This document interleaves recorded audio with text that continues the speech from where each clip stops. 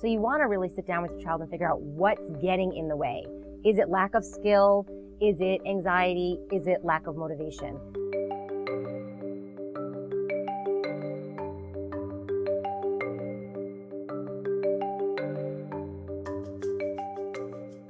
Procrastination can be happening for lots of different reasons. It can be because your child really doesn't know how to do the work.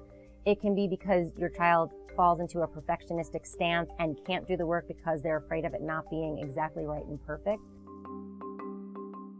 Or it can be that they just don't really want to, and it's what a lot of people would call lazy, but generally lazy has some other thing going on behind it. So you want to really sit down with your child and figure out what's getting in the way. Is it lack of skill?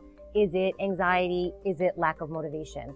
And once you can identify what that is, you might have different options on how you want to address it. If it's lack of skill, can you bring in a tutor? Can you bring in some support? Can you talk with the school about how to get them extra help? If it's perfectionism, you got to give them some coping skills for how to deal with the anxiety.